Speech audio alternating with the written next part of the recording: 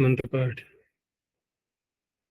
ओम सहनां भवतु सहनौ भुनक्तु सह वीर्यं करवावहै तेजस्विनावधीतमस्तु मा विद्विषावहै। ओम शांति शांति शांति।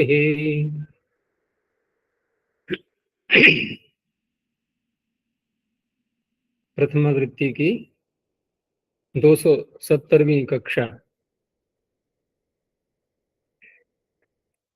सूत्र हो गए चौथे अध्याय के पहले पाद के 15 संख्या तक। कोई प्रश्न?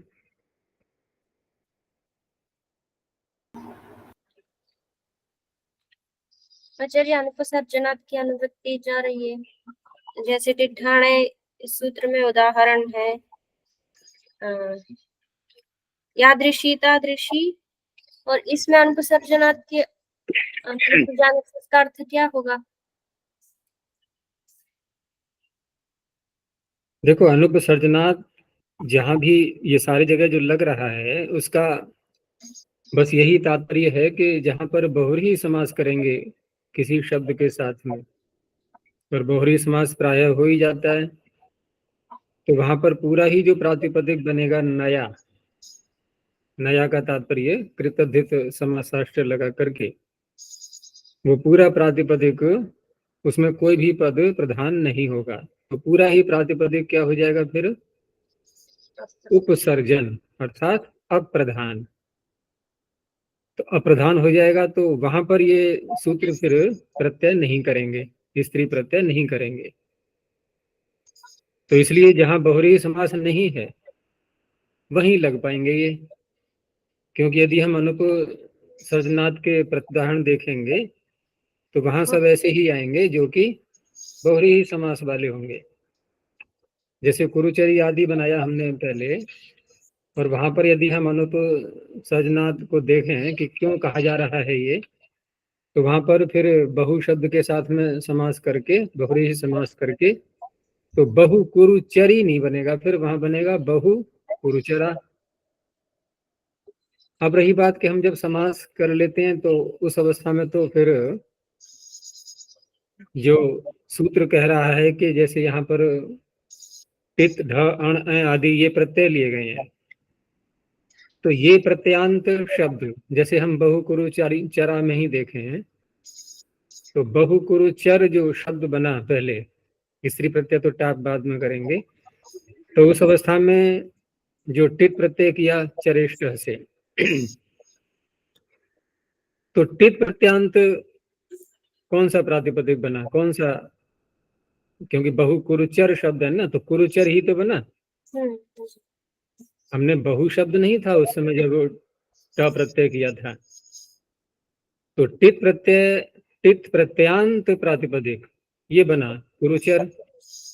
बहु शब्द नहीं है, बहु तो बाद में जोड़ा गया है समास करके, तो उस अवस्था में टित प्रत्यांत तो ये फिर भी मिल रहा है। लेकिन यहाँ पर यदि हम टित प्रत्यांत ही ग्रहण करें तो बहु कुरुचर में फिर ये सूत्र लगना ही नहीं चाहिए, क्योंकि टित प्रत्यांत तो केवल कुरुचर है, बहु कुरुचर तो है नहीं। तो जो कल मैंने अर्थ किया था ना कि यहाँ पर हम प्रत्यांत प्रातिपदिक एक तो ये हो गया, फिर साथ में वह प्रातिपदिक भी जिसके अंत में है वहां तक पहुंच जाते हैं। जैसे अगर हम टित का अर्थ करेंगे टिड्ढाणे में, तो टित प्रत्यांतांत प्रातिपदिक वो भी ले लेंगे, तो बहु कुरुचर भी आ गया, और टित प्रत्यांत प्रातिपदिक तो कुरुचर आ गया। और केवल टित प्रत्यय ऐसे बोलेंगे नहीं, क्योंकि प्रत्यय विधि में तदंत विधि होती ही है, और दूसरा विशेषण बन रहे हैं, ये प्रातिपदिक की अनुवृत्ति आ रही है पीछे से, तो अनुवृत्ति आने के कारण से विशेषण बना, विशेषण बनने के कारण से तदंत विधि हुई। तो टित प्रत्यय तो कभी नहीं बोल सकते, टित प्रत्यांत ही बोलेंगे, तो वो कुरुचर हुआ। लेकिन टित प्रत्यांतांत इतना और बढ़ाया गया तो बहु कुरुचर भी आ गया उसमें। ऐसे ही आगे के सभी उदाहरणों में बहुरी समास जहाँ करेंगे वहां ये स्त्री प्रत्यय नहीं होते।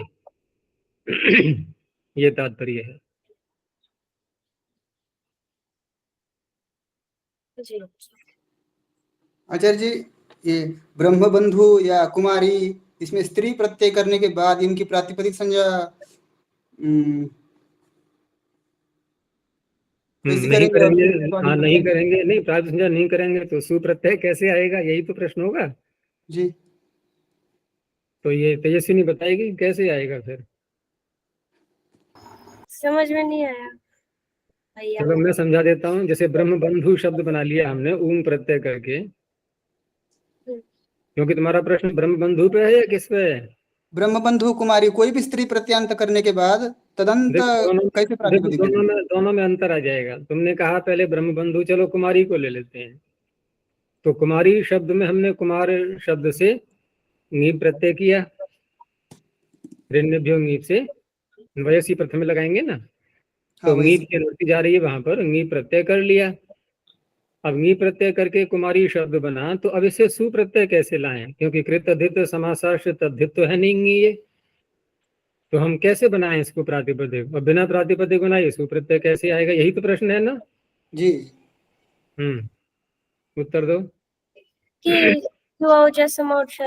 हम इसमें न्याप ही आ रही है, इसलिए न्यंत होने से हो जाएगा। तो न्यंत की अच्छा। नी और आपकी भी अनुवृत्ति नहीं आ नहीं, रही है। ये तो ये उत्तर हो गया तुम्हारा। जी जी, गुरु जी, गुरु जी, ये ब्रह्म बंधु में घटेगा ये। तो फिर यही तो मैंने कहा, तुमने दो उदाहरण बोले क्यों? इसलिए मैंने पहले कुमारी को लिया। कुमारी में तो उत्तर बैठा हुआ है तैयार। जी। बात तो केवल ब्रह्म बंधु की थी कि ब्रह्म बंधु में कैसे करेंगे हम। तो देखो कुमारी में हुआ क्या था। कुमारी में हमने ई को जोड़ा है। जोड़ा है का तात्पर्य उसमें कोई संधि नहीं हुई है भाई। र के अ को हटाया जैसे यस्य टीचर से, और कुमारी बन गया। तो यहाँ जो ई जोड़ा है ये प्रातिपदिक का बिल्कुल भी अंश नहीं है, इसलिए पाणिनि को नी और आप कहना पड़ा। समझ आ गया नहीं? जी। क्योंकि नी और आप जब भी करेंगे तो यस्य टीचर लगना है भ संज्ञा करके, संधि तो होनी नहीं है। यस्य टीचर लगाएंगे, कहीं कहीं संधि हो भी जाती है, वो बात अलग रही। लेकिन यहाँ पर हम ब्रह्म बंधु में जब देखेंगे तो ब्रह्म बंधु में क्या लगेगा, यस्य टीचर। नहीं, अकारांत एकार। तो फिर ब्रह्म बंधु उकारांत है और आगे फिर उ आया, तो क्या करेंगे अब? अब क्या सवर्ण दीर्घ, करेंगे? हैं? सवर्ण दीर्घ संधि। सवर्ण दीर्घ करेंगे, संधि करेंगे, ठीक है ना। दो वर्णों को मिलाएंगे, और दो वर्णों को मिलाकर के एक पूर्व प्रयोग के अधिकार में जो भी संधियों के सूत्र आ रहे हैं, वहां पर साथ में ये भी बताया गया है। एक पूर्व प्रयोग के आगे क्या है सूत्र? अंतादिवच्य। ये भी व्यवस्था पाणिनि ने कर रखी है। यदि कहीं पर आवश्यकता हो तो इन संधियों के वर्णों को, जो एक नया वर्ण आएगा दोनों के स्थान में, तो वहां पर आप पूर्व का भी अंश मान सकते हो, वो पूर्व का अंत और पर का आदि दोनों मान सकते हैं हम। यहाँ क्या चाहिए हमें? यहाँ हमने देखा कि ब्रह्म बंधु ये तो प्रातिपदिक है, या उकार ले लो, ब्रह्म बंधु का उकार प्रातिपदिक का भाग हो गया। लेकिन जो ऊम प्रत्यय का ऊ है ये प्रातिपदिक का भाग नहीं है, और दोनों उकारों को मिला दिया गया। अब यहाँ दोनों उकारों को मिला दिया गया तो ये जो नया उकार आया है, ब्रह्म बंधु जो बना है, ये उकार पूर्व का अंतवत हो जाएगा। पूर्व क्या था? प्रातिपदिक, उसका अंतवत, अंत यहाँ पर अवयव, यानी उसी का अवयव जैसा बन जाएगा वो। इस तरह से वो जो ऊ है संधि होकर के वो प्रातिपदिक ही बन गया है, और प्रातिपदिक बनने के कारण से ज्ञाप प्रातिपदिका हो गया कार्य, उसके अधिकार में सुप्रत्यय आ जाएगा। इसलिए पाणिनि ने ज्ञाप के साथ साथ में ऊ नहीं बोला। तो पता था कि ऊ करेंगे तो ये भ संज्ञा वाला कार्य जो जैसे पीछे लगाते हैं वो तो लगा नहीं पाएंगे, संधि ही करनी पड़ेगी। संधि करेंगे तो अंतादिवच्य सूत्र बना ही देगा, उसको प्रातिपदिक उसका अवयव बना ही देगा। लेकिन नीप और टाप में तो नहीं हो पाता ऐसा, वहां कहना पड़ा इनको ज्ञाप अलग से।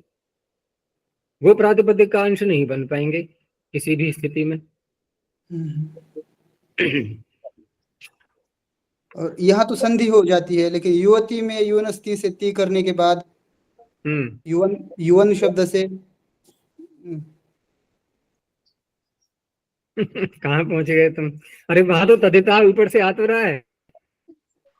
तद्धिता वहां तो इसीलिए पाणिनि ने युवनस्ति को तद्धिता के नीचे बोला, क्योंकि उन्हें पता था कि अनमोल यहाँ पर प्रश्न उठाएगा तो समाधान कैसे हो पाएगा।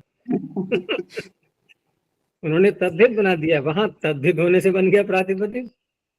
सारी उलझनों को सुलझा दिया है उन्होंने पहले ही, क्योंकि स्त्री प्रत्यय स्त्रियाम का अधिकार जाते जाते और उसी स्त्रियाम के अधिकार में तद्धिता भी डाल दिया बीच में क्या अंतिम भाग में, जबकि उसको आगे लेना चाहिए था। भाई पहले स्त्रियाम से निबट लेते पूरा, लेकिन नहीं, एक प्रत्यय ऐसा रखा उन्होंने कि भाई उसमें आवश्यकता है प्रातिपदिक संज्ञा करने के लिए, तो तद्धिता यूनस्ति और भी तो है आगे, इसीलिए दैवीयजी सूत्र तक जाएगा ये स्त्रियाम का अधिकार। लेकिन तद्धिता के आगे वाले जो सूत्र हैं ये फिर तद्धित संज्ञा भी होगी इनकी।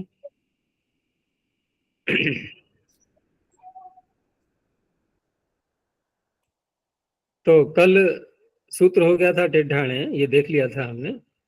आगे सूत्र है यश्च। तो यह पंचम्य क्वचनांतम च व्यपदम, जैसे ऊपर अर्थ किया गया था ठीक वैसे ही यहाँ भी अर्थ होगा, क्योंकि यह प्रत्यय करने के बाद अकारांत बन जाएगा शब्द। अकारांत होने से अजात टाप से टाप की प्राप्ति में ये नीप का विधान है। तो अनुपसर्जनात् ञयन्तात् प्रातिपदिकात् स्त्रियांगी प्रत्ययो भवति। तो पहले हम गार्ग्य और वात्स्य ये बना लेंगे, पीछे बनाए गए हैं ये गर्गादिभ्यो से यह प्रत्यय करके। लेकिन गर्गादिभ्यो से यह प्रत्यय करके जो गार्ग्य और वात्स्य शब्द बने, तो वहां पर गोत्रे की अनुवृत्ति भी है। गोत्रापत्य में यानी गर्ग का गोत्रापत्य, गर्ग के अपत्य का अपत्य। अब वो है लड़की, ठीक है ना, पुत्र है तो कोई बात नहीं है, गार्ग्य हम प्रयोग करेंगे, ये तो स्त्रियाम का अधिकार चल रहा है ना। पुत्र को कहने के लिए थोड़ी ये सूत्र लगेगा यश्च। पुत्री को जब कहा जाएगा तो देखो ना, पुत्रियों पर कितना ध्यान रखा है पाणिनि ने, कि उनको उनके लिए अलग से सूत्र बनाए उन्होंने, पुत्रों के लिए नहीं बनाए हैं। तो सामान्य है, कोई बात नहीं। तो यश्च सूत्र ने कहा कि यदि पुत्री को कहना है आपको, गर्ग के अपत्य की पुत्री, तो वहां पर अब गार्ग्य तो नहीं बोलेंगे। अब कहा इन्होंने क्यों, यदि सूत्र न बनाते तो स्त्री प्रत्यय तो करना होता, लेकिन टाप हो जाता, फिर गार्ग्या बन जाता। तो इन्होंने कहा कि नहीं, यहाँ पर अब नीब कर लेंगे। तो नीब करने के बाद अब फिर भ संज्ञा, ठीक है ना, वो तो होनी ही है।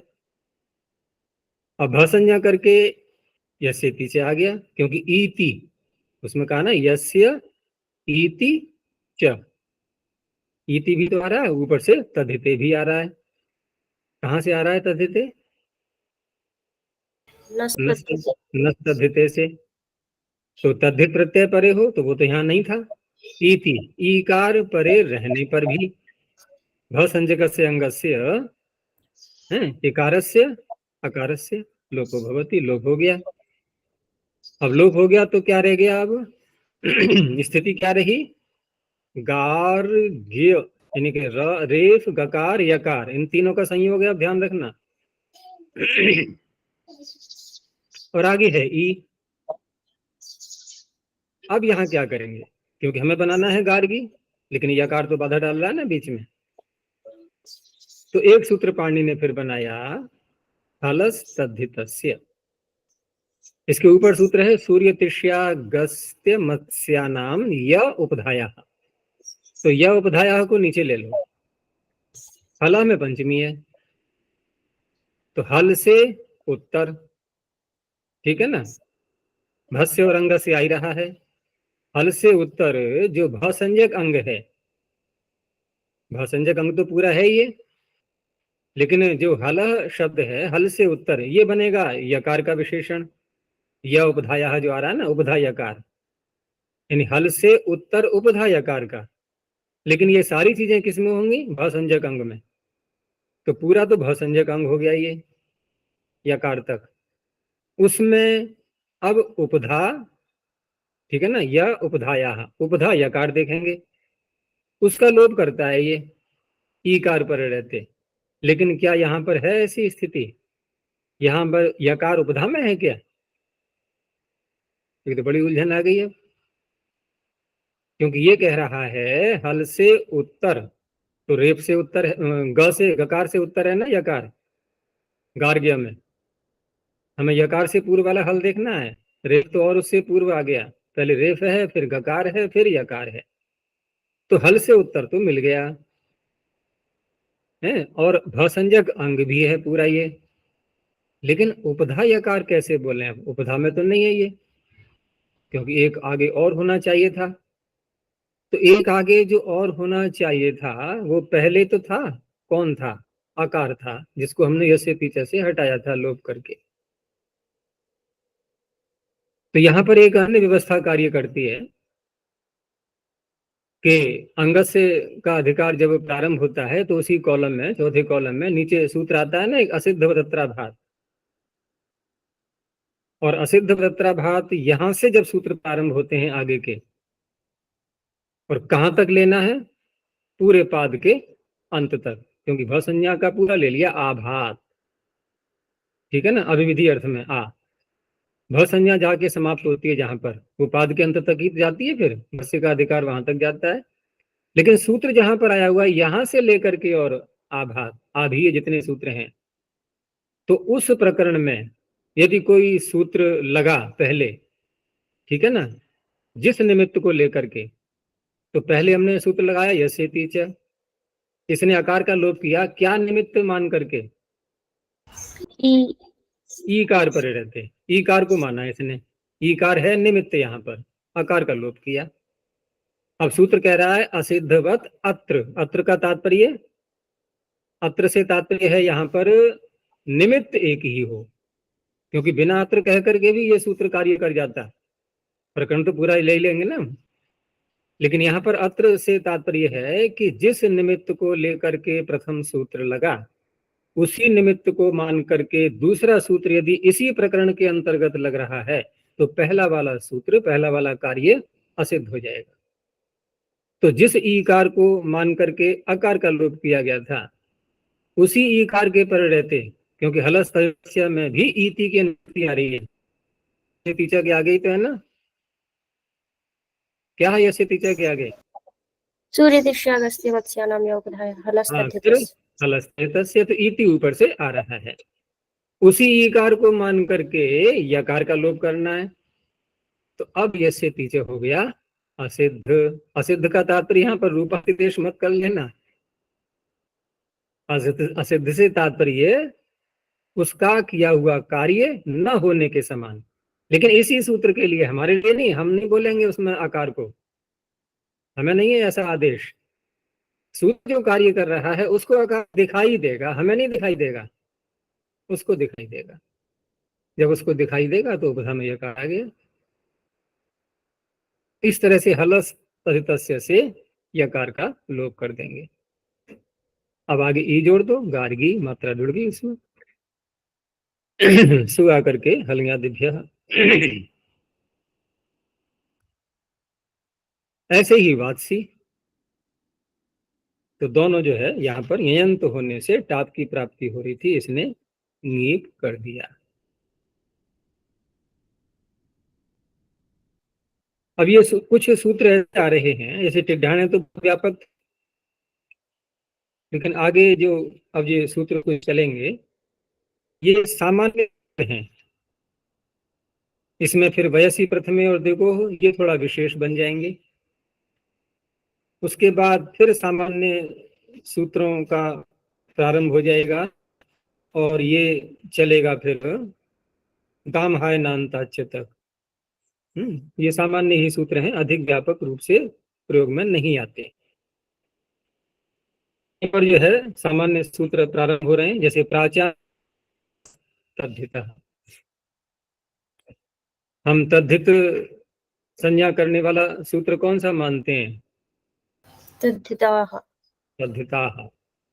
एक ये भी है, देखो ये भी कर रहा है तद्धित संज्ञा।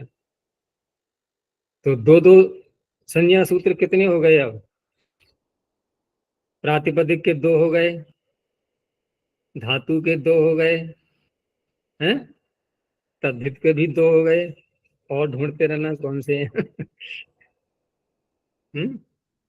धातु, प्रातिपदिक और तद्धित, इनके तो मिल गए 2-2 सूत्र। तो ये एक ही है बस, अतिरिक्त और मुख्य तो तद्धिता है ही।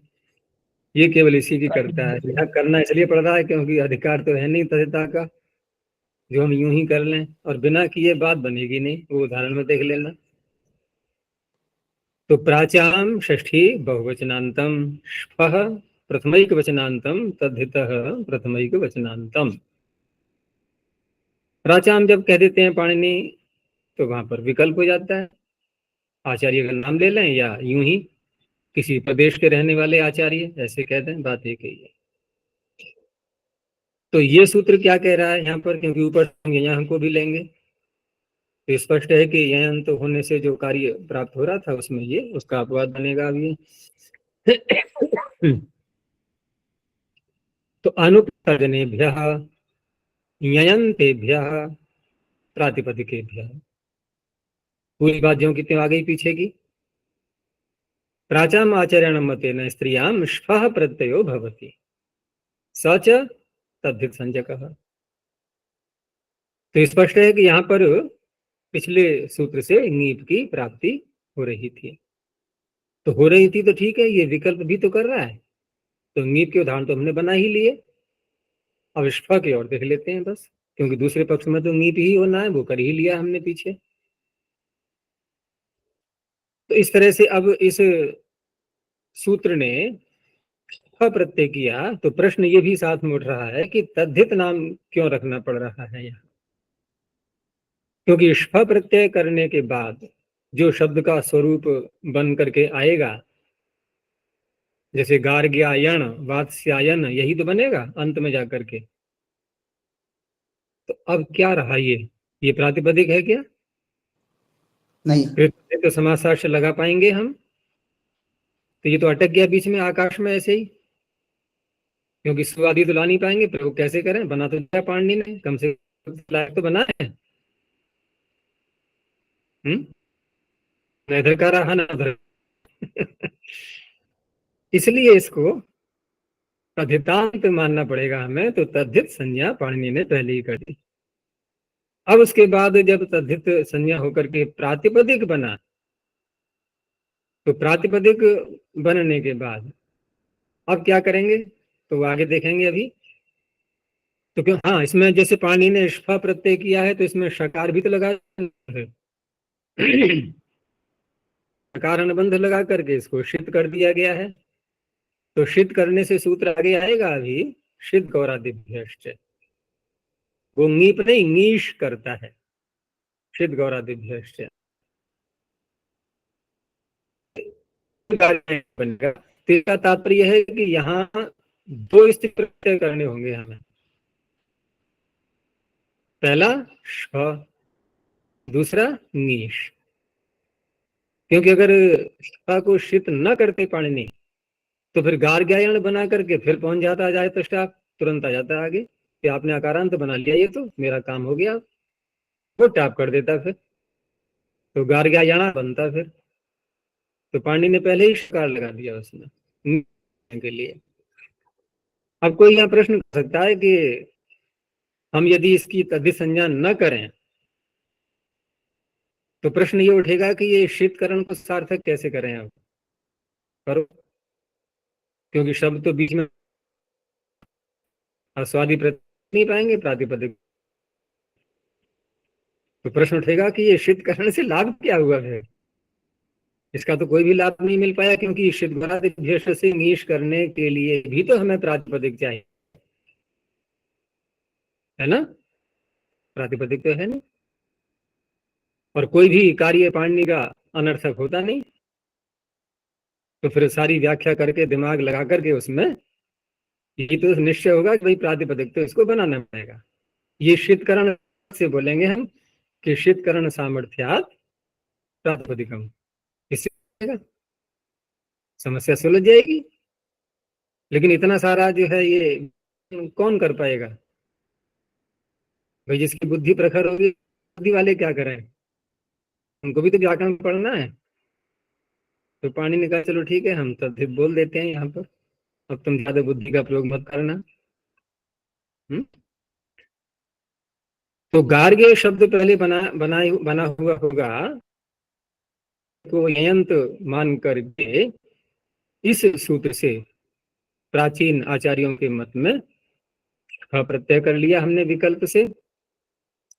इस फ प्रत्यय करके बना लिया भाषण्या करके, और सारे कार्य जो भी हैं यसे तीचे आदि फ को आयन हो जाएगा, गार्ग्या यन न पूर्ण हो जाएगा, गार्ग्या यण।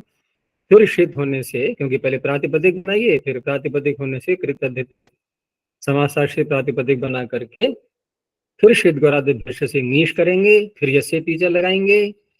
इस तरह से बनेगा गार्ग्यायनी वात्स्यायनी।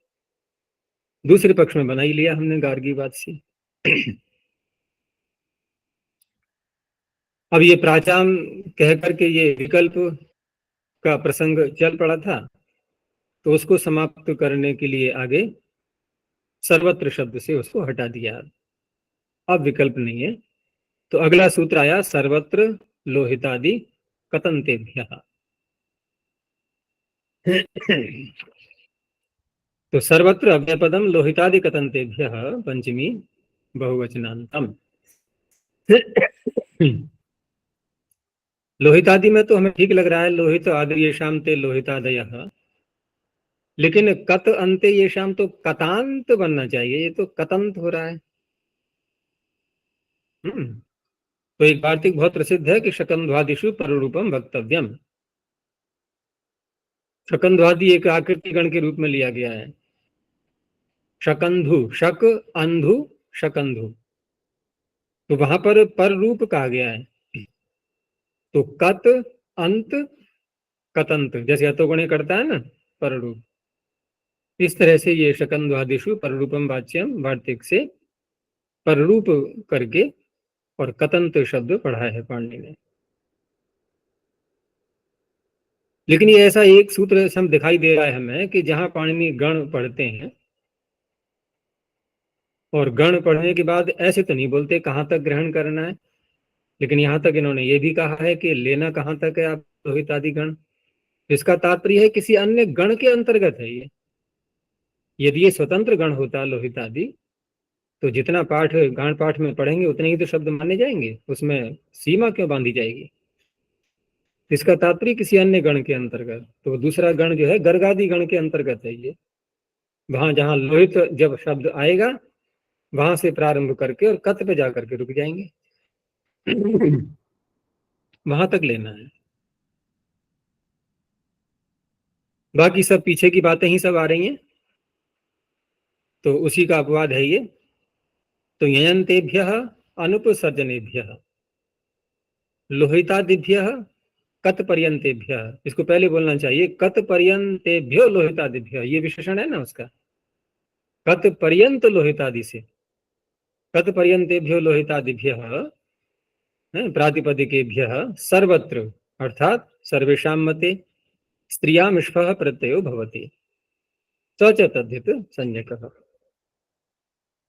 तो यहाँ पर पीछे से विकल्प प्राप्त हो रहा था पिछले सूत्र से, और इसने कहा कि नित्य ही होता है किन शब्दों में, कि लोहित से लेकर के कत पर्यंत शब्दों को यदि आप उनसे उनको यंत बनाएंगे तब। अब ये नाम है, किसी के नाम माने जाएंगे तभी तो अपत्य अर्थ में हम प्रत्यय कर पाएंगे इनसे। तो लोहित किसी का नाम है और उसका गोत्रापत्य गर्गादिभ्यो यह, तो यह प्रत्यय यहां पर हुआ। अब यंत बन गया शब्द लौहित्य, शांसित्य। बभ्रू से यहाँ मधु बभ्रू ब्राह्मण कौशिकयो हो, ये अलग से सूत्र बनाया है पाणिनि ने, तो उससे भी यह प्रत्यय ही होता है, तो उससे बन जाएगा बाभ्रव्य। तो ये सारे अपत्य अर्थ में हमने बना लिए पहले, लेकिन हमें पुत्री को बोलना है। तो उस अवस्था में अब पिछले सूत्र से तो ष्फ की प्राप्ति हो रही थी, लेकिन विकल्प से हो रही थी, इसने नित्य कर दिया। तो ष्फ प्रत्यय ही रहेगा, अब यहाँ पर वो नहीं हो पाएगा जो पीछे बनाया था ना हमने, गाचे गार्गी बात से बनाया था, उस प्रकार से नी प्रत्यय नहीं होगा। लेकिन ष्फ करके फिर करेंगे क्या? तो ष्फ प्रत्यय करके बना लिया हमने शब्द अब लौहित्यायन, लौहित्य से लौहित्यायन, और शांसित्य से शांसित्यायन है, बाभ्रव्य से बाभ्रव्यायन, ये बना लिए। ठीक है ना, सिद्धियां तो आई जाएंगी सारी, जहां पर गुण संभव है, जैसे कि बभ्रू में होता है ना, तो वान और गुणा से गुण करके और वांतो ही प्रत्यय ये लगा देते हैं। वांतो ही प्रत्यय से अब आदेश, वकारांत जो आदेश हैं दो अब और आव, उनको ले लेते हैं। तो ये शब्द बना लिए हमने ष्फ प्रत्यय करके।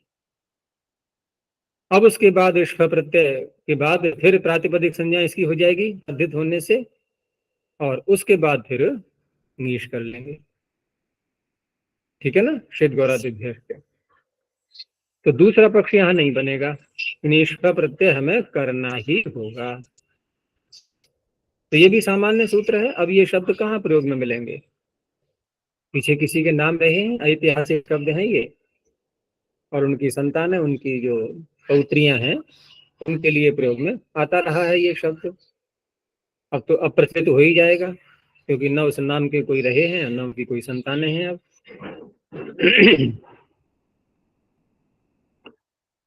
ऐसे ही अगला भी सूत्र है। तो कौरव्य मांडूकाभ्याम से दो शब्द और बढ़ाए, कौरव्य मांडूकाभ्याम पंचमी द्विवचनांतम से अव्ययपदम। अब कौरव्य और मांडूक, ये दोनों शब्द इन्होंने पढ़े हैं जो यहाँ पर। तो ये भी कुरु की संतान है। मंडूक, मंडूक तो मेढक को बोलते हैं, लेकिन मंडूक नाम भी होता है, तो उनकी संतान है। तो कौरव्य मांडूक पहले बना लेंगे, तभी ये सूत्र काम कर पाएगा। तो कुरु शब्द से ण्य प्रत्यय करके कौरव्य बन जाता है, कुर्वादिभ्योण्य सूत्र आएगा अभी चौथे अध्याय में ही संतान अर्थ में, और गुण लगा करके कौरव्य। तो यहाँ पर इस कौरव्य शब्द से यदि ये सूत्र न बनाया जाए, तो फिर सामान्य रूप से स्त्री प्रत्यय कौन सा प्राप्त हो रहा है? अकारांत होने से टाप ही प्राप्त हो रहा है। ठीक है ना, यहाँ ष्फ किया जा रहा है अब ये। ऐसे ही दूसरा शब्द मंडूक है, तो वहां पर ढक्ष मंडूकात, इसका अलग सूत्र बनाया है पाणिनि ने मंडूक शब्द के लिए। तो ढक प्रत्यय भी कहा गया है उसमें, और पीछे से अण की अनुवृत्ति भी आ रही है। हमें कौन सा लेना है? क्योंकि सूत्र में ढक वाला नहीं है, मांडूक के नहीं है, सूत्र में है मांडूक, तो अण प्रत्यांत लेना है। तो ढक्ष मंडूका दोनों प्रत्यय करता है, ढक भी करता है, अण भी करता है। तो इस तरह से मांडूक बना। अब मांडूक शब्द प्रत्यय अण प्रत्यांत जो दिखाई दे रहा है हमें अकारांत, तो ये सूत्र न हो तो कौन सा प्रत्यय आएगा स्त्री यहाँ पर? अब सामान्य रूप से टाप आएगा क्या? अब टाप नहीं आएगा, क्योंकि टिड्ढाणे में अण पड़ा हुआ है, नीप आएगा, नीप की प्राप्ति हो रही थी। तो इस तरह से ये टाप का अपवाद भी है और नीप का अपवाद भी है। एक स्थान पर टाप प्राप्त था, एक स्थान पर नीप, उसकी जगह पर ष्फ प्रत्यय किया जा रहा है। तो कौरव्य से ष्फ करके कौरव्यायण, फिर प्रातिपदिक संज्ञा, ष्फ के षित होने से फिर वही स्थिति, नीश आ जाएगा, कौरव्यायणी। ऐसे ही मांडूक शब्द से भी ष्फ करके मांडूकायन, फिर षित होने से नीश हो जाएगा, मांडूकायनी। हो गया।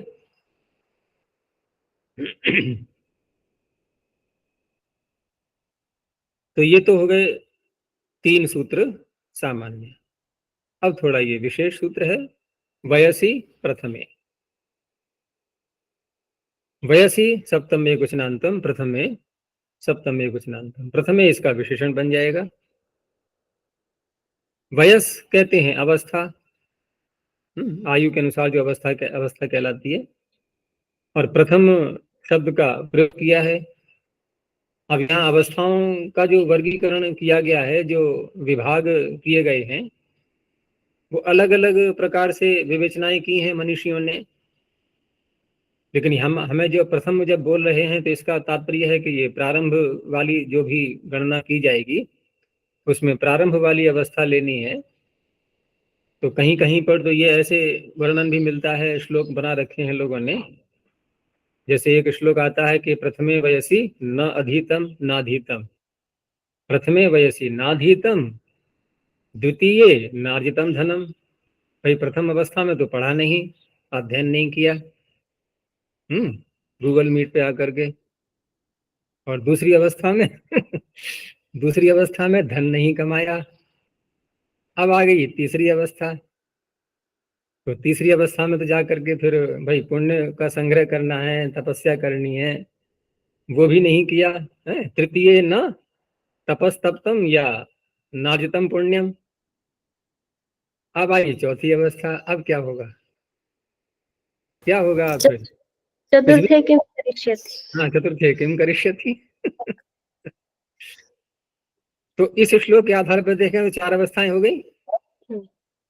तो चार अवस्थाओं में जो प्रथम अवस्था का वर्णन निकल रहा है उसे क्या लग रहा है कि अध्ययन काल प्रायः करके हम मानते हैं 25 वर्ष तक का, शास्त्रीय दृष्टि से देखें तो इस तरह से ये सब कुमार अवस्था को ले, प्रथम अवस्था जो भी है, शब्द कुछ भी बोले उसके लिए, कुमार किशोर आदि शब्द तो भिन्न भिन्न आ जाएंगे। तो इस तरह से यहाँ इन्होंने चार गिनती गई, कहीं कहीं पर 3 अवस्थाएं भी बताई गई हैं। जैसे कौमार अवस्था हो गई, फिर यौवन अवस्था हो गई, उसके बाद फिर स्थविर से बन जाता है स्थाविर अवस्था। 3 भागों में पूरी आयु को बांट दिया जाता है। तो उसके लिए भी कुछ ऐसे श्लोक आते हैं कि पिता रक्षति कौमार, वो स्त्री के लिए कहा गया है, स्त्री से संबद्ध श्लोक है कि पिता रक्षति कौमारे। कौमार अवस्था में लड़की की सुरक्षा पिता करता है। भर्ता रक्षति यौवने, यौवन में भर्ता पति उसकी सुरक्षा में रहती है वो। अब आई स्थाविर अवस्था, वृद्धावस्था, तो पुत्र स्थाविरे भावे, वहां फिर पुत्रों के अधीन रहती है माँ, ठीक है ना, उनकी सुरक्षा में रहती है। न स्त्री स्वातंत्र्यम अर्हति, स्त्री को स्वतंत्रता कहीं भी नहीं बंधन में रहना ही पड़ेगा, है ना। ये सुरक्षा की दृष्टि से, सामाजिक सुरक्षा में ये बातें कही गई हैं। तो कहने का तात्पर्य इन्होंने 3 अवस्थाओं में बांट दिया। तो इस तरह से अलग अलग प्रकार से, कहीं 3 कहीं 4, लेकिन प्रथम वाला तो निर्विवाद रहेगा ही ना, ये प्रारंभ का। तो प्रथम अवस्था जो है ये उसमें कुछ ऐसे भी कहते हैं कि आषोडशाद भवेद बालो।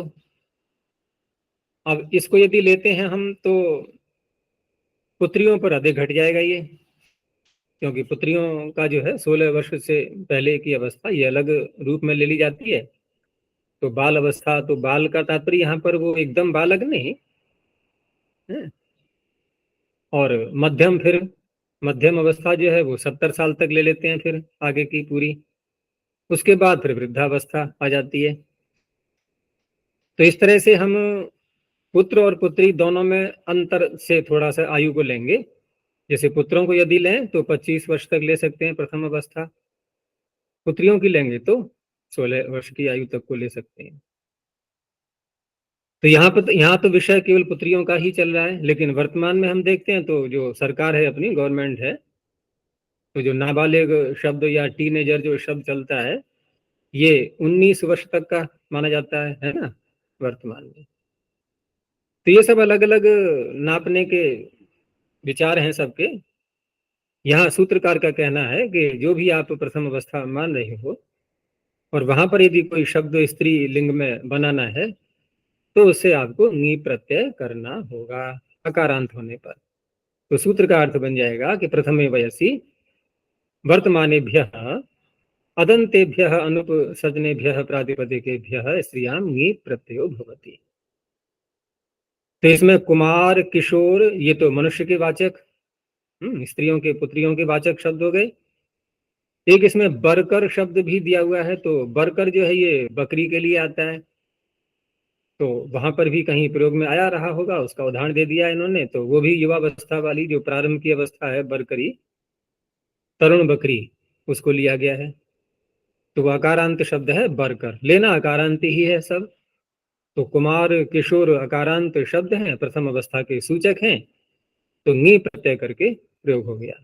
अब यदि सूत्र न बनता तो फिर टाप ही तो होता, कुमार और किशोरा ऐसे बनते।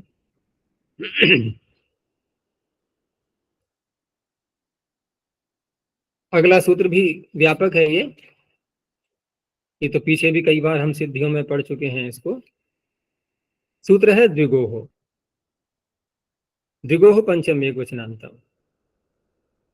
पीछे की सब बातें वही आ रही हैं, अनुपसर्जन भी चाहिए, अकारांत भी चाहिए। तो द्विगु संज्ञा है ये, जो कि संख्या पूर्व द्विगु सूत्र से पाणिनि ने इसका विधान किया है कि ऐसा तत्पुरुष समास जिस तत्पुरुष समास में प्रथम पद संख्या के रूप में आता है, तत्पुरुष का नाम द्विगु हो जाता है। केवल उसी शब्द का नाम नहीं जो संख्या है पूर्व में, पूरे तत्पुरुष का नाम द्विगु हो जाएगा। तो संख्या पूर्व द्विगु जिस प्रातिपदिक की द्विगु संज्ञा कर रहा है वो इसका विषय बनेगा फिर प्रत्यय करने के लिए। तो जैसे पंचपूल शब्द है, तो यहाँ पर पहले हमें इसका द्विगु का विधान करना पड़ेगा। तो विग्रह कैसे करेंगे? पंचानाम पूला नाम, पूल होता है ना जो फसल काटते हैं तो थोड़ा थोड़ा थोड़ा भाग बना लेते हैं इकट्ठा करके उसको, और बांध देते हैं उन्हीं उन्हीं पेड़ों से। जैसे गेहूं काट रहे हैं तो गेहूं के ही थोड़े से पेड़ लिए और उसी में उनको बांध दिया। ऐसे ही धान काटते हैं तो वहां पर भी जितना आदमी उठा सकता है सरलता से उतना इकट्ठा किया और उन्हीं में से कुछ पेड़ लेकर के उसी की रस्सी बनाई घुमा करके और वो बांध दिया उसको। तो ये कहलाती है पूलियां, छोटे छोटे जो भाग बन जाते हैं, उठाने के लिए सरलता रहती है। तो 5 पूलों का समाहार, पंचानाम पूलानाम समाहार एक साथ बोलना है। तो वहां पर पंचन का और पूल का समास कर दिया गया। समास करने का सूत्र पीछे पढ़ ही चुके हैं, तद्धितार्थोत्तर पद समाहारे च। तद्धितार्थ में भी करता है वो समास, उत्तर पद परे रहते भी करता है और समाहार में भी करता है। 3 स्थल हैं उसके अलग अलग। तो समाहार वाला लेंगे यहाँ पर। समास करने के बाद पंचतूल शब्द बन करके आ गया। अब यहाँ पर प्रश्न ये उठता है कि ये सूत्र तो स्त्रीलिंग होने पर, यानी कि स्त्रीलिंग में प्रयोग करना है, ये निश्चय हो जाने पर ही तो प्रत्यय करेगा। ये ऐसा नहीं कह रहा है कि स्त्रीलिंग में बोलो इसको, ये नहीं कह रहा है। ये पूरा जो प्रकरण चल रहा है सारा स्त्रियाम का अधिकार, तो स्त्रियाम अभिधेयाम, ठीक है ना, स्त्रीलिंग का अभिधेय तो हो, स्त्रीत्व विषय तो आ चुका हो। स्त्रीलिंग में प्रयोग करने वाला प्रकरण नहीं है ये। स्त्रीलिंग में प्रयोग करना है तो ये प्रत्यय करना होगा, ये बताने के लिए है ये पूरा प्रकरण। तो पंचपूल शब्द बना लिया हमने, तो ये कौन निश्चय करे कि ये स्त्रीलिंग में प्रयोग होगा? हम पंचपूलम पंचपूले पंचपूलानी भी तो कह सकते हैं, लिंग का निर्धारण कैसे हो? तो इसका एक अलग वार्तिक जो आता है, बहुत प्रसिद्ध है, याद होगा तुम लोगों को, कौन सा? अकारांतोत्तर पदो द्विगुः स्त्रियाम भाष्यते। बहुत प्रसिद्ध है ये कि ऐसा द्विगु जो कि अकारांत उत्तर पद वाला है, ठीक है ना, तो वह वो जो है उसको आपका यदि प्रयोग करना है तो वो स्त्रीलिंग में ही प्रयोग करना होगा। जब वहां से ये निश्चय कर लिया तब इस सूत्र के पास आए कि अब प्रत्यय कौन सा ढूंढा जाए, क्योंकि स्त्रीलिंग में प्रयोग करना है हमें। कोई प्रत्यय नहीं मिलेगा तो यूं ही बोलेंगे भाई स्त्रीलिंग में है ही, रहेगा अकारांत ही। तो कोई है संस्कृत में ऐसा शब्द अकारांत जो स्त्रीलिंग में आता हो? अजात श्राव्य बैठा हुआ है, वो कैसे बोलने देगा अकारांत को यूं ही बिना प्रत्यय किए? तो फिर टाप की प्राप्ति होने लगी। है ना, पंचफूला ऐसे बनने लगा। तब इसने कहा कि ङी प्रत्यय करना होगा, तो ङी प्रत्यय कर लिया। पंचफूली, दशानाम फूलानाम समाहारः, दशफूली, इस तरह से ये शब्द बनते हैं इसमें। अब कहीं कहीं पर विरोध भी दिखता है, जैसे एक औषधि बहुत प्रसिद्ध है, कौन सी, त्रयाणाम फलानाम समाहारः त्रिफला। त्रिफला, ये कैसे हो गया फिर? अच्छा जी, कलस्त्रिपश्च गुणादि। नहीं वो ठीक है, वो कैसे बनाएंगे वो चीज अलग रही, वो अलग प्रकार से ही बना सकते हैं, लेकिन वो तो कलश त्रिपश्च में तो प को फ हाँ, अ, कह दिया है। हाँ कर दिया, तो किसी शब्द को बनाने के एक से अधिक प्रकार भी हो सकते हैं, लेकिन हम जब फल का और त्रि का समास करेंगे तो बात उस समय की हो रही है, क्योंकि वास्तव में उसमें यौगिक अर्थ निकल रहा है ना, तीन फल ही तो होते हैं, आंवला, हरड़ और बहेड़ा, इन तीन को मिला करके बनता है ये। तो फिर यहाँ पर टाप कैसे, तो फिर अजाद्य तष्टाप में जो अजादी गण है उसको आकृति गण मान लो। मान क्या ले, वहां पढ़ा भी है पाणिनि ने, त्रिफला पढ़ा है, देख लेना पीछे काशिका में, त्रिफला वहां पढ़ा हुआ है। तो त्रिफल शब्द अजादी गण में पढ़ दिया, उसे टाप कर लिया, जैसे अज शब्द का अजा बन जाता है। अब अज का अजा क्यों बनाया गया है, ये तो अकारांत था। तो ज्यादा रस। हाँ, वहां पर जो शब्द पढ़े हैं अजादी गण में अकारांत वाले, वो कहीं न कहीं आगे आने वाले सूत्रों के अपवाद के रूप में है वो। जैसे त्रिफला वहां पढ़ा हुआ है त्रिफल शब्द, तो ये इसी का अपवाद है वो द्विगुह का।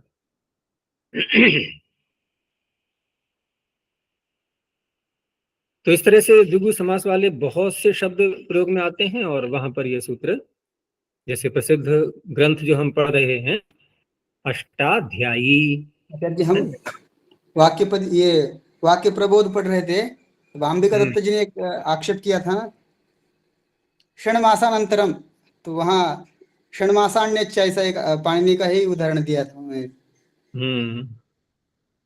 वहां भी समाहार था, 6 मासों का समाहार, तो षण्मासी बनाना चाह रहे थे वो। चलो, तो अब इस द्विगुह को 2-3 सूत्रों तक और ले जाएंगे अभी, ये भी सब आगे द्विगु संज्ञा वाले ही होंगे, लेकिन वो फिर इसका अपवाद बनेगा।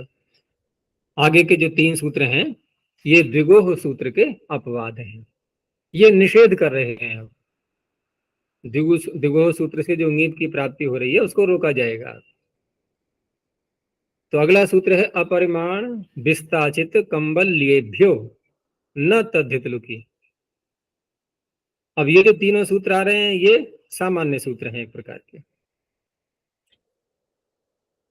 अपरिमाण विस्ताचित कंबल लिएभ्य पंचमी बहुवचनांतम, न अव्यपदम तद्धित लुकी सप्तम एकवचनांतम। अब इसमें एक तो शब्द है अपरिमाण, तो अपरिमाण में तो हम नए समास करके न परिमाणम अपरिमाणम, ये तो अलग हो गया। इसका अर्थ क्या होगा कि परिमाणवाची न हो शब्द, ठीक है ना। परिमाणवाची जो होते हैं, परिमाण की जो परिभाषा मानी है शास्त्रकारों ने, वो इस रूप में है कि जिसकी हम लंबाई चौड़ाई ऊंचाई जो नापी जाती है ना किसी पदार्थ की, उसके जो वाचक शब्द होते हैं। अब मान लो हमने कह दिया ये बच्चा 2 वर्ष का है, तो ये वर्ष शब्द क्या हम कहें ये परिमाणवाची है? ये परिमाण वैसा नहीं है। वर्ष कह करके क्या हम उसकी लंबाई चौड़ाई ऊंचाई बता रहे हैं? नहीं। हमने कहा कि 2 हाथ का है, 3 हाथ, हाँ ये हो गया परिमाणवाची है। जो भी नापने के शब्द हैं, तो इनका कहना यह है कि परिमाण वाचक न हो शब्द, अपरिमाण। आगे फिर जो 3 शब्द हैं, विस्त, पहले विस्त है, फिर आचित, नहीं विस्ता, विस्ता फिर आचित, और फिर कंबल्य, कंबल नहीं कंबल्य। अब ये 3 फिर ये इसके अपवाद बन गए, क्योंकि ये थे काल परिमाण। के है ना परिमेय, हैं? काल परिमेय है और वर्ष का ये आदि परिमाण है। हम इस काल प्रकरण की में कर रहे हैं, ये इस प्रकरण में यही अर्थ होगा जो परिमाण का मैं बोल रहा हूं, क्योंकि ये सूत्र ही बता रहे हैं, ये सूत्र ही बता रहे हैं यहाँ परिमाण का अर्थ क्या लेना है। क्योंकि परिमाण से भिन्न शब्द पहले बोल दिया पाणिनि ने, अपरिमाण, फिर आगे जो पढ़े हैं ये परिमाणवाची हैं, तभी तो कहना पड़ा। नहीं तो आगे जो शब्द हैं बिस्ता, आचित, कंबल्य, इनको कहने की आवश्यकता ही नहीं थी, इनमें भी अपरिमाण कह करके ही निषेध हो जाता। इसका तात्पर्य है कि परिमाण का अर्थ पाणिनि क्या ले रहे हैं वो इससे प्रकट हो रहा है। क्योंकि बिस्ता, आचित, कंबल्य ये एक प्रकार से जो वस्तु की लंबाई, चौड़ाई, ऊंचाई इत्यादि है, इनको नापने में प्रयोग आते हैं ये। अब वर्तमान में तो नहीं, वर्तमान में बिस्ता चलता है, वैसे बिस्ता बोलते हैं ना बिलान के लिए, जैसे हम ऐसे हाथ कर लेते हैं ना, ये अंगूठे से लेकर के और ये छोटी उंगली की लंबाई तक जितना भाग आता है, इसे कहते हैं बिस्ता। आचार्य जी तेलुगु में बेत्तड़ बोलते हैं, बेत्तड़। हाँ, और हस्त शब्द जहाँ परिमाण के लिए आता है वो ऐसे यहाँ से नापेंगे, फिर इसके लिए वो होता है पूरा लंबाई जो है ये हस्त शब्द परिमाणवाचक बन जाता है।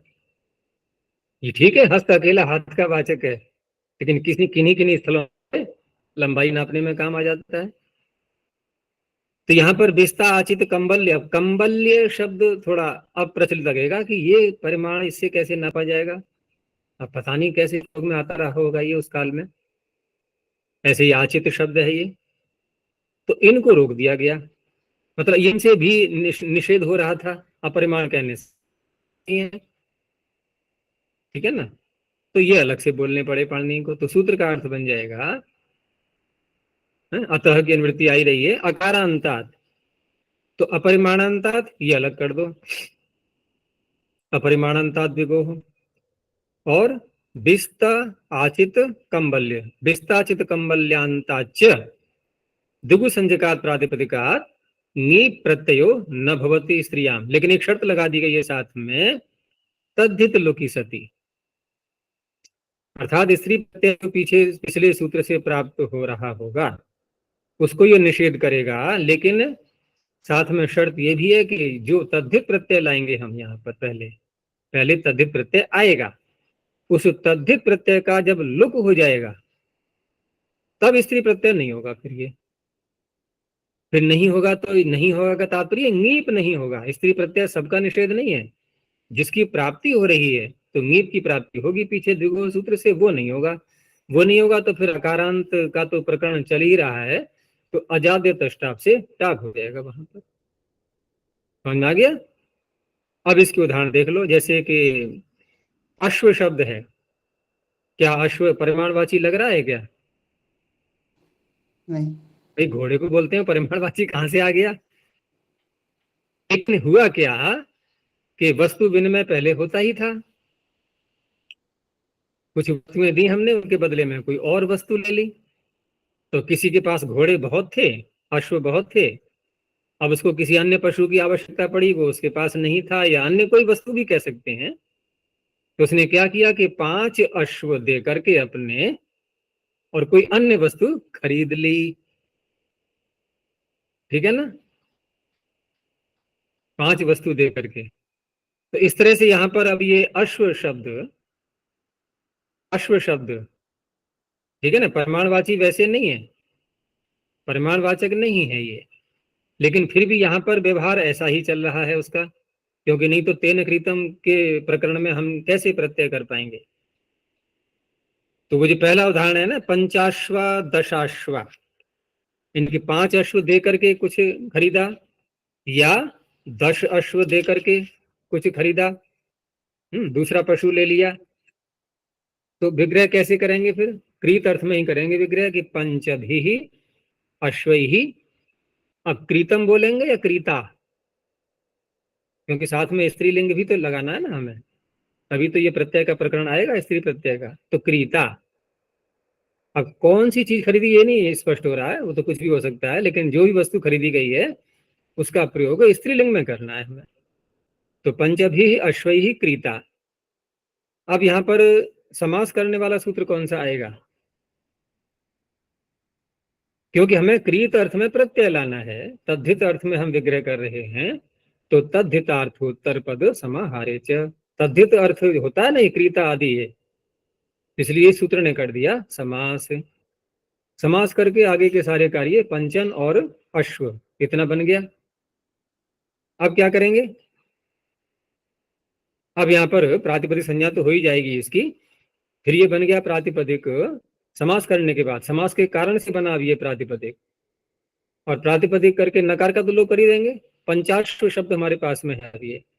अब पंचाश्व शब्द से अब तेन कृतम लगाएंगे अब, क्योंकि हमने समास कर लिया तद्धित के अर्थ में, और तद्धित लाए नहीं तो ये तो धोखा हो जाएगा ना पाणिनि के साथ में, है यहीं रुक जाए आकर के, ऐसे नहीं, लाना भी तो पड़ेगा ना। तद्धित वादा किया है हमने विग्रह करते समय कि हम तद्धित लाएंगे, तो तेन कृतम इस सूत्र से जो है कृत अर्थ में यहाँ आया ठक प्रत्यय, आर्हाद गोपति संख्या परिमाणात ठक। तो ठक प्रत्यय कर लिया हमने। अब ठक प्रत्यय कर लिया है, लेकिन ये पंचाश्व जो शब्द है, ये तत्पुरुष जो किया था अभी हमने, संख्या है पूर्व में इसके, तो द्विगु नाम भी होगा इसका। तो द्विगु नाम जब होता है और उससे हम कोई प्रत्यय करते हैं तद्धित, तो वहां पर फिर सूत्र बैठा हुआ है लुक करने वाला, अध्यर्थ पूर्व द्विगो हो। दो शब्द हैं उसमें, या तो अध्यर्थ पूर्व में आ जाए या फिर द्विगु नाम हो। तो अध्यर्थ पूर्व द्विगो हो लुक असंज्ञायाम, किसी का नाम नहीं है ये पंचाश्वा दशाश्वा, केवल वस्तु खरीदी गई है, उसका विशेषण बन रहा है ये। अनपत्य है आचार्य जी? है? अध्यर्थ पूर्व द्विगु लोग अनपत्य। नहीं, अध्यर्थ पूर्व द्विगो लोग असंज्ञायाम, अनपत्य, हाँ अनपत्य ठीक है, गलत मुंह से निकल गया। यानी अपत्यार्थक ना हो प्रत्यय, जिसका हम लोग कर रहे हैं ये अपत्यार्थक नहीं है, क्रीतार्थक है, तो उससे लोग कर लिया तो रह गया पंचाश्व। अब देखो तद्धित लोग हो गए। अब सूत्र की जो शर्त है वो पूरी हो चुकी है कि तद्धित का लुक हो जाने पर अकारांत जो अपरिमाण द्विगु संज्ञक प्रातिपदिक है उससे, अब क्योंकि यहाँ पर पिछले सूत्र से, क्योंकि नियम यही था ना कि अकारांतोत्तर पदो द्विगु स्त्रियाम भाष्यते, तो द्विगु सूत्र से ङीप की प्राप्ति होने लगी, इसने रोक दिया। बस इतना ही कार्य इसका है। आगे और क्या करना है वो ये नहीं बता रहा है। तो अजाद्य तष्टाप से बाद में टाप करके पंचाश्वा दशाश्वा ये बन जाएंगे। और क्या है, अगला उदाहरण क्या है, द्विवर्षा, द्विवर्षा त्रिवर्षा द्विशता त्रिशता। अब ये वर्ष और शत शब्द भी परिमाणवाचक नहीं है, जैसे मैंने कहा था अभी पहले, ये कोई नापने के वैसे साधन नहीं है, लंबाई चौड़ाई ऊंचाई आदि नापने के। तो यहाँ पर जो विग्रह किया जाएगा ये कोई क्रीत अर्थ का नहीं है, यहाँ दूसरा अर्थ निकालेंगे तद्धित अर्थ ही कोई ना कोई। तो यहाँ पर एक सूत्र जो आता है तम अधीष्टो भृतो भूतो भावी, अधीष्ट भृत भूत भावी ये सब आएंगे आगे चल करके अभी, तो ये सब तद्धित के ही तो हैं अर्थ।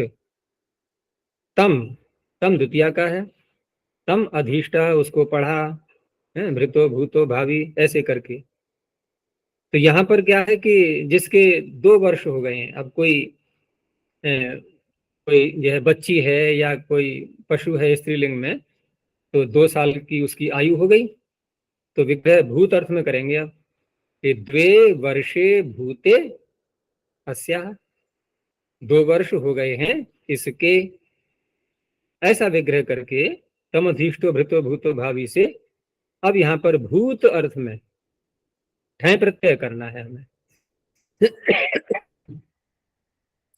तो ठय प्रत्यय करके तो समास तो कर ही लेंगे ना, समास तयतार्थोर पद समाहारे च से समास हो जाएगा, और ठय प्रत्यय कर लिया हमने। अब ठय प्रत्यय करने के बाद इसको हटाएं कैसे, क्योंकि अब शब्द जो हमारे पास में आ गया द्विवर्ष और आगे ठय भी बैठा हुआ है, तो यहाँ पर यहाँ पर एक सूत्र अलग से बनाया है पाणिनि ने कि यदि आपको कोई चेतन प्राणी बोलना है, ठीक है ना, तो एक सूत्र है चित्तवती नित्यम, वो नित्य लोप करता है, नित्य ही लुक करता है। तो चित्तवती नित्य, चित्तवती चेतन, मनुष्य भी ले सकते हैं और जो भी है, मतलब मनुष्यों में स्त्री बच्ची जाएगी 2 साल की बच्ची, तो चित्तवती नित्यम से लुक हो गया ठेंगा। अब लुक होते ही ये तद्धित का लुक होने पर अब यहाँ द्विगुह सूत्र से जो नीप की प्राप्ति हो रही थी इसने रोक दिया। आगे चल के टाप कर लेंगे तो द्विवर्षा त्रिवर्षा। ये तो ये हो गया। आगे जो द्विशता त्रिशता आदि शब्द हैं ये फिर चित्तवती नित्यम नहीं लगाएंगे यहाँ पर, क्योंकि ये तो खरीदी की चीज होगी ना, कोई बच्चे तो खरीदने नहीं जाते हैं। तो द्वाभ्याम शताभ्याम क्रीता है, 2 सैकड़े से। अब सैकड़ा किस चीज का माने, हम किसी वस्तु का भी ले सकते हैं, धन का भी ले सकते हैं, मुद्रा का है। जैसे 200 रुपए से खरीदी गई कोई वस्तु, जो वस्तु खरीदी है वो स्त्रीलिंग में प्रयोग करना है। तो यहाँ पर भी ऐसे ही पहले समास कर लेंगे तय ताथुर पद से कृत अर्थ में, और समास करके यहाँ पर कृत अर्थ में जो सूत्र प्रत्यय लाएगा तद्धित, वो कौन सा होगा, संख्यावाची है ना इसमें द्विशत, तो संख्याया अतिशदंताया कन, तो 3 कृतम के ही अर्थ में यहाँ कन प्रत्यय हो गया है। अब कन प्रत्यय होकर के द्विशत शब्द तो का नाम द्विगु तो रहेगा ही, संख्या पूर्व द्विगु हो, तो द्विगु नाम होने से अध्यर्थ पूर्व द्विगु संज्ञान से फिर लुक हो गया कन का, तो कन का लुक होने से तद्धित लुक हो गया। अब द्विशत शब्द रह गया अकारांत, इससे द्विगुह से जो नीप की प्राप्ति हो रही थी इसने मना कर दिया, तो टाप होकर के द्विशता त्रिशता ये बन जाएंगे। तो ये तो उदाहरण हो गए अपरिमाण के। आगे 3 शब्द हैं ये परिमाणवाची हैं, फिर इनको अलग से रोकना पड़ा, क्योंकि अपरिमाण शब्द इनको तो रोक नहीं पाएगा, परिमाणवाचियों को थोड़ी निषेध कर पाएगा, वहां तो द्विगुह सूत्र से नीप की प्राप्ति होने लगेगी। तो 3 शब्द ऐसे हैं जहां पर वहां भी निषेध करना है नीप का। तो बिता, अब यहाँ पर कोई मान लो बटलोई में कोई वस्तु पकाई जा रही है, और बटलोई में एक नाप होता है कितना भर दिया गया उसमें, बड़ी बटलोई है तो दो बिस्ता भर करके उसमें कोई अनाज या सब्जी दाल जो भी है वो चावल वो पकाए जा रहे हैं। तो द्वौ बिस्तौ पचती, पकाने वाला, अब ये अर्थ निकलेगा ध्यान रखना। तो यहाँ भी तद्धित का अर्थ कौन सा दिखाई दे रहा है, पचती, किस सूत्र में आता है, संभवती अवहरती पचती, है सूत्र नहीं है, मिला दो इसको, संभवत्यवहरति पचती, इतना ही है बस। 3 क्रियाएं दी हैं, संभवती अवहरति पचती, इतना संभव है, इतना निकाल रहा है, इतना पका रहा है, बस इन अर्थों में। तो कर्ता कोई तो कहेंगे ये शब्द बने हुए, अब यानी कि 2 बिस्त पकाने वाली कोई महिला, स्त्री तो लाना है ना, तो द्वौ बिस्तौ पचती, तो पचती अर्थ में यहाँ पर इसी प्रकार से तहितार्थोत्तर पद समाहरे से समास, और उसके बाद संभवत्यवरहति पचती, इससे करेंगे ठक, ठक करने के बाद द्विगु संज्ञा इसकी हो ही गई, क्योंकि द्वि शब्द आ गया प्रारंभ में, संख्या पूर्व द्विगु, तो अध्यर्थ पूर्व द्विगुणुक संज्ञायाम से लुक कर देंगे, और तद्धित का हो गया लुक। अब यह है बिस्ता परिमाणवाची, इसलिए यहाँ पर अपरिमाण से निषेध प्राप्त नहीं हो पा रहा था, तो अलग से कहना पड़ा। तो इस तरह से टाप की प्राप्ति में ये में टाप कर दिया जाएगा द्विबिस्ता। आचित शब्द है, तो आचित 50 मन इसको 25 मन को बोलते हैं। यहाँ द्वि शब्द प्रारंभ में आ गया तो 25 को दुगना कर दो 50 हो गया। तो द्वौ आचितौ पचती, 2 मन पकाता है कोई, पकाती है, पकाता है क्यों कहा जाएगा, 2 मन कोई पका रही है, तो द्वि और आचित का समास करेंगे यहाँ पर। और यहाँ जो तद्धित वो ठय प्रत्यय आएगा, जिसका कि सूत्र अलग से बनाया है पाणिनि ने, दिगोष्ठंश्च, ठन और ठय, ये ठय का उदाहरण है। लुक यहाँ पर वैसे ही कर देंगे, अध्यर्थ पूर्व द्विगुण लुक संज्ञा से लुक हो जाएगा। द्वि और आचित को मिला दो, द्व्याचित। यहां पर भी नीप की प्राप्ति हो रही थी, टाप हो गया। ऐसे ही कंबल्य शब्द, अब ये किस प्रमाण को बोलता है ये नहीं कह सकते। तो द्वाभ्याम कंबल्याभ्याम क्रीता, दो कंबल्य से कोई वस्तु खरीदी गई है। तो यहां पर भी तेन क्रीतम से ठक प्रत्यय आएगा, अध्यर्थ पूर्व द्विगुण संज्ञा से लुक हो जाएगा।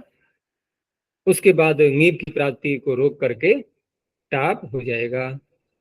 तो द्विकंबल्या, ये इसके उदाहरण बनेंगे।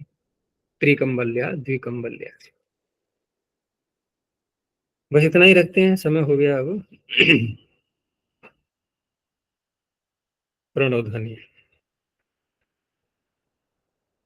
ओ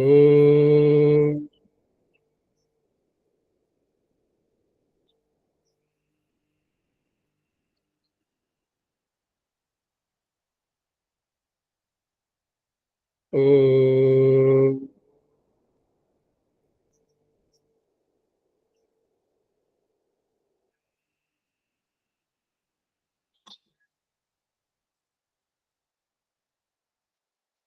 ओ